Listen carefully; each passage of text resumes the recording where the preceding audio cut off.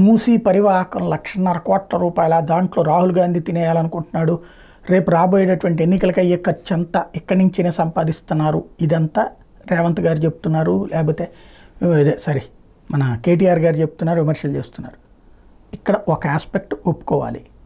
Kaleshwaram project విషయంలో భవిష్యత్ తరాల కోసం అని ఎట్లయితే కేసీఆర్ ఆలోచించారో, కాళేశ్వరంలో 1,00,000 ఎకరాలే అని విమర్శించినటువంటి రేవంత్ ఆ తర్వాత ఇప్పుడు ఏం చేస్తారో తెలియదు, ఏం చేయదలుచుకున్నారో తెలియదు. ఎందుకంటే 1,00,000 ఎకరాలకి నీళ్ళు రావడం ఏంటి, 1,00,000 కోట్లు ఖర్చు పెట్టి దాంట్లో ఇప్పటికీ బీఆర్ఎస్ దగ్గర సమాధానం లేదు. బట్ మూసీ పరివాహకం 1,00,000 మంది కాదే, కోట్లాది మందితో ముడిపడి ఉన్నటువంటి అంశం.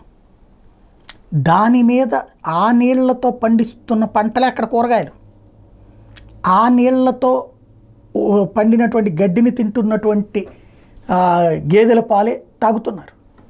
నిజంగా ఒక కేంద్ర ల్యాబ్లు ఉన్నాయి కదా, ఆ ల్యాబులతో లేదా ఇప్పుడు ఎన్డీడీపీ వివాదంలో బయటపడింది కదా, అలాంటి ల్యాబ్కు ఇక్కడి నుంచి కూరగాయలు, ఇక్కడి నుంచి పాలు, నీళ్ళు పంపిస్తే ఎన్ని లక్షణాలు తేలుతాయో, ఎంత దుర్మార్గం తేలుతుందో ఎవరికి అర్థం కాదు.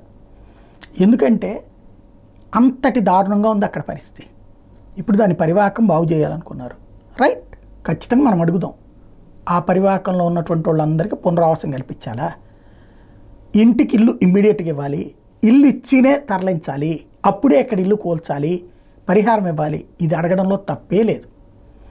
కానీ అసలు మూసీ పరివాహక సంబంధించిన క్లీనింగే వద్దు, దాన్ని ఆపేయాలి అంటే మాత్రం భావితరాలు మనల్ని క్షమించుతాయో లేదో తెలియదు, కానీ భావితరాలకు మనం అన్యాయం చేసిన వాళ్ళు అవుతాం.